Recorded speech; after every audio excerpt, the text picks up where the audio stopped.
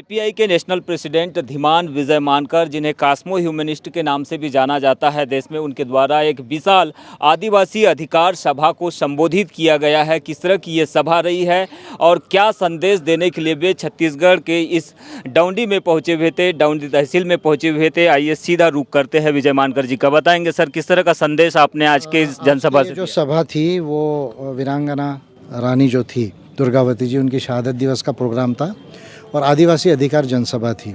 तो इस विषय में जो है आदिवासियों को जो अधिकार है, पर्टिकुलरली इंडिजिनस राइट्स जो है, जो संविधान में नहीं है, जो उनको नकारे गए 1949 से, उनको संविधान में लाकर जल जमीन जंगल का मालिक उनको कैसे बनाया जा सकता है, इस पर मैंने डिटेल उनको गाइड किया। यूनाइटेड नेशंस ने ह्यूमन राइट्स में जो इंडिजिनस पीपल के राइट्स सेटल किए, उस पर मैंने डिटेल गाइड किया। और राष्ट्रपति महिला आदिवासी की बन रही है, अच्छी बात है, पर वो पर्याप्त नहीं। 3 चीज़ें मेनली होनी चाहिए। एक तो India that is Gondwana declare होना चाहिए संविधान को अमेंड करके, आर्टिकल 1 को, उस पर मैंने गाइड किया।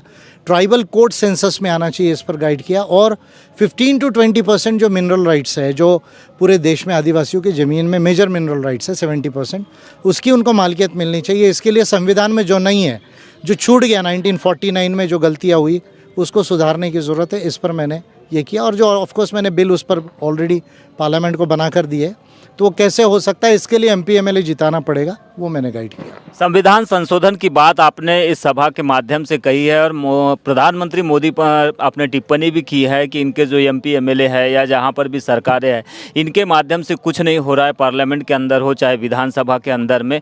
तो आपकी पार्टी जो नीतियों के माध्यम से लगातार लोगों के बीच में जा रही है, तो आगे क्या आप देखते हैं पार्टी का स्कोप किस तरह से काम करेगी, किस तरह से पार्लियामेंट में इंटर करेगी? चूँकि पार्लियामेंट में इंटर करने के लिए पहले तो हम इलेक्शन की तैयारी कर रहे हैं।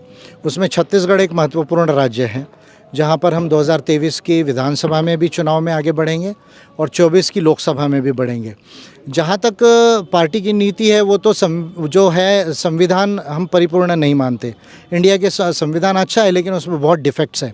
इसमें जो ह्यूमन राइट्स को लाना है और इलेक्टोरल सिस्टम डेमोक्रेसी जो डिफेक्टिव है हमारे यहाँ की, देखिए हम 51% पे हमारा कैंडिडेट नहीं चुनते।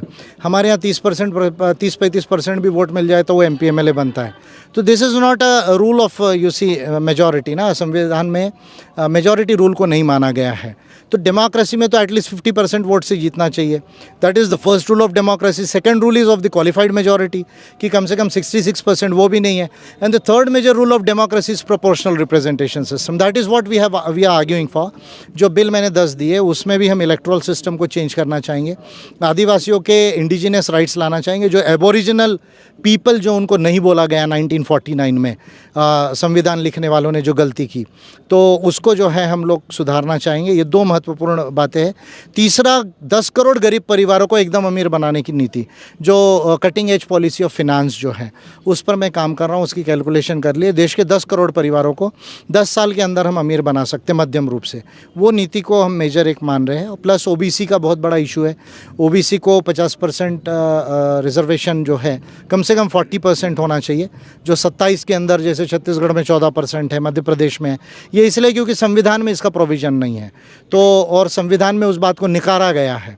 तो वो चीज़ को हम लाना चाहिए। यानी जो संविधान में मेजर मिस्टेक है, जो बनाते वक्त की गई थी, उसको सब हम ठीक करना चाहेंगे। Clear agenda. आपने रिजर्वेशन की बात की, लेकिन अभी अभी हमने देखा कि सेना में अग्निवीर जैसी एक योजना लाई है गवर्नमेंट ने, उसमें रिजर्वेशन जैसा कोई प्रावधान बेसिक तौर पर दिखने नहीं मिल रहा है। 4 साल का कॉन्ट्रैक्ट बेसिक नौकरी देने जा रही है सेना जैसे इसमें क्षेत्र में।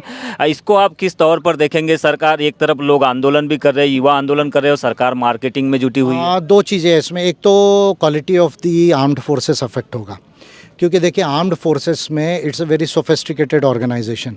आपको टेक्नोलॉजी का बहुत नॉलेज चाहिए, क्योंकि अभी जो है आप वेपनरी जो है वो चेंज हो रही है, कम्युनिकेशन सिस्टम चेंज हो रहा है। तो 4 साल में जस्ट सिंपली एक युवा जो 10वीं पास हुआ है, या 12वीं तो नहीं होगा 17.5 साल में, पर अगर कोई 12वीं करके भी चले जाए, तो उसको मॉडर्न टेक्नोलॉजी के वेपन्स को अडॉप्ट करते हुए नहीं आएगा, उसके कम्युनिकेशन सिस्टम को नहीं अडॉप्ट करते आएगा। तो जो डिफेंस कमांड एंड कंट्रोल का इम्प्रूवमेंट होता वो नहीं होगा। एक बात जो है। दूसरी बात, 4 साल के अंदर में उसको ये ट्रेनिंग कंप्लीट नहीं होगी और 4 साल के बाद में आप उसको निकाल देंगे। It is a contract service, ये जो है कॉन्ट्रैक्ट जैसे आप उसको, it is not a service. वो पूर्व सैनिक नहीं रहेगा, पूर्व सैनिक नहीं रहेगा तो उसको हेल्थ की बेनिफिट्स नहीं रहेंगे, पेंशन का तो सवाल ही नहीं उठता है, और उसके पास में जो है वो जॉब की गारंटी नहीं रहेगी। तो 4 साल में सिर्फ आप उसको एक डिग्री दे देंगे, मान लीजिए 12th की है या ग्रेजुएशन की है, उसके बाद में आप उसको खुला छोड़ देंगे तो उसको जॉब कौन देगा? That is a major issue. तो मैं समझता हूँ ना सेना की क्वालिटी के लिए ठीक है, ना युवाओं के भविष्य के लिए ठीक है।